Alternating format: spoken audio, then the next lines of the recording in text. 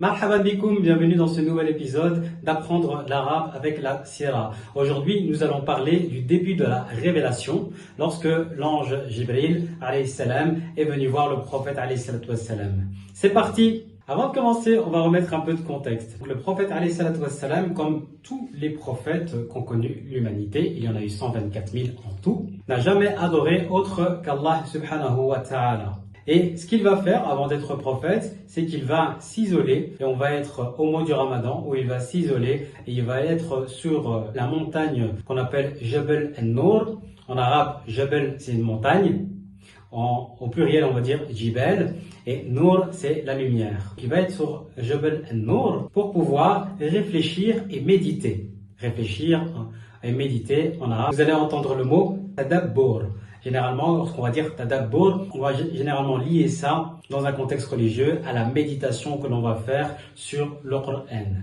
Le prophète alayhi salatu wassalam va s'installer pendant le mois du Ramadan dans une grotte. Cette grotte s'appelle Gharu Hira. Ghar en arabe, ça veut dire une grotte, et Hira, c'est le nom de la grotte en question. On a un autre mot qu'on va souvent voir et qui est d'ailleurs le nom d'une des sourates de Coran, qui est Kahf. La différence entre Ghar et Kahf, c'est la taille. Lorsqu'on parle d'une grande grotte, on va plutôt utiliser le terme Kahf. Et lorsqu'on va parler d'une grotte qui est plus petite, un petit abri par exemple, là on va plutôt parler de Ghar. Donc le prophète Mohammed alayhi salatu wassalam, aux alentours de 40 ans, est présent dans cette grotte en train de méditer. Et un soir, alors qu'il était là seul, il va voir un homme arriver auprès de lui. Cet homme va l'étreindre très fortement et va lui dire « Ya Muhammad, iqra ». Et le prophète va lui répondre « Ma ana biqari ». Donc on va d'abord analyser ceci. « Iqra », c'est le verbe « qara'a » qui est conjugué à l'impératif. Donc c'est « li », c'est un ordre. La réponse du prophète alayhi salatu wassalam, c'est « Ma ana biqari ». L'explication de cela, je ne suis pas de ceux qui savent lire. Jibril va le relâcher. Ensuite, va l'étreindre une deuxième fois très fermement et va lui dire « Ya Muhammad, iqra ». Il va lui dire une deuxième fois « Muhammad, li ». Et il va lui répondre exactement la même chose « Ma ana biqari ». À tel point que le prophète, alayhi salatu wassalam, comme il est de lui-même, il avait l'impression que son âme allait sortir de son corps tellement il le serrait fort. Il va le relâcher. Et une troisième fois, il va l'étreindre très fortement et il va lui dire la même chose encore une fois « Ya Muhammad, iqra ». Et là, on va avoir après cela les premiers versets de le Coran. Iqra bismi rabbika alladhi khalaqa. Donc ça veut dire li, iqra. Iqra, ça veut dire li. C'est un impératif. Bismi, c'est au nom. Ism, c'est un nom en arabe. Le pluriel, c'est asma. Rabbika, de ton Seigneur. Donc au nom de ton Seigneur. Alladhi, en arabe, alladhi, ça veut dire celui qui.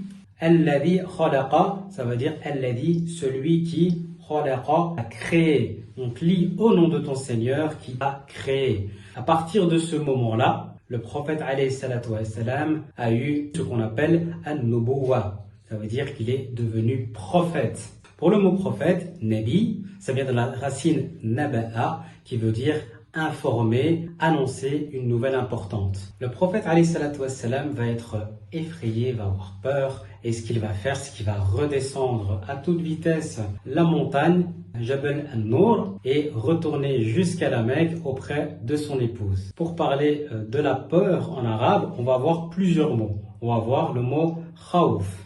Le mot khawf qui est la peur, ça d'une manière générale. On va avoir le mot khashiyah. C'est une peur, une crainte respectueuse envers Allah subhanahu wa ta'ala. On a aussi rahba, qui est aussi une peur qui, elle, va se caractériser par une peur qui est une terreur révérentielle envers Allah subhanahu wa ta'ala dans un contexte religieux. Lorsque le prophète alayhi salatu wassalam va arriver apeuré, effrayé auprès de son épouse, elle va directement le soutenir, elle va le couvrir d'un manteau, il va lui expliquer ce qui s'est passé. Et elle va lui dire, ne crains pas, tu es un homme qui est bon, quelqu'un qui aide les pauvres, qui soutient les faibles, quelqu'un qui est connu pour sa véracité. Elle va lui dire tous les bienfaits qu'elle connaît de lui. Ce qu'elle va faire en plus du soutien, c'est qu'elle va lui dire, j'ai dans ma famille quelqu'un qui s'appelle Waraqa ibn Nawfal, On va aller le voir pour lui expliquer. Waraqa ibn Nawfal, c'était quelqu'un qui avait la connaissance des écrits saints. Lorsqu'il va entendre l'histoire, il va reconnaître la trace de la révélation et il va dire au prophète alayhi salatu wassalam que celui qui est venu vers toi, c'est le même qui était venu à Moussa alayhi salam. Il va lui dire, je suis un homme âgé, c'est dommage, j'aurais tellement voulu te secourir le jour où ils te mettront dehors de la ville.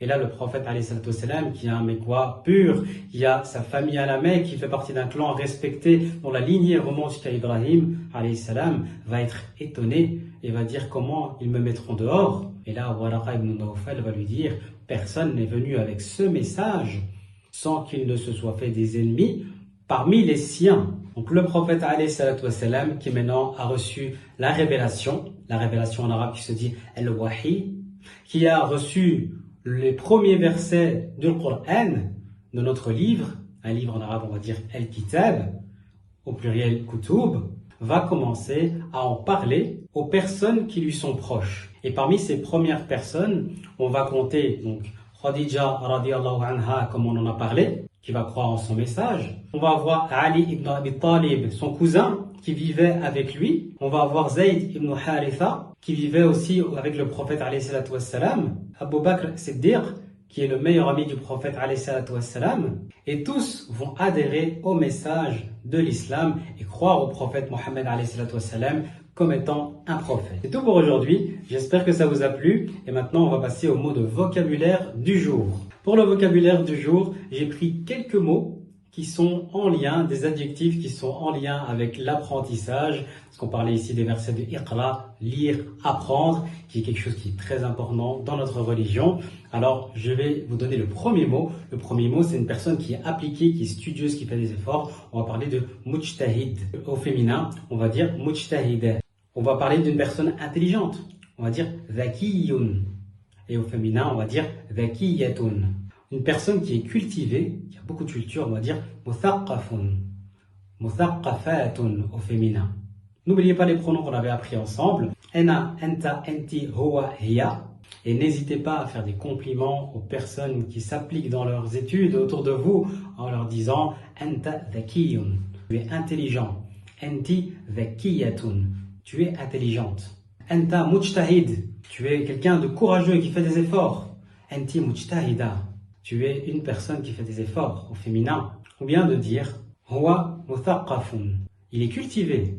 Hiya muthaqqafatun, elle est cultivée. Voilà, c'est tout pour aujourd'hui. Dans le prochain épisode, nous allons parler des convertis et des persécutions qu'ils ont subies, ainsi que d'une des propositions que va faire Quraysh pour détourner le prophète alayhi salam de l'appel à l'islam. Merci de nous avoir suivis. N'oubliez pas de partager, de liker, et à très bientôt pour le prochain épisode. Ma'as salama.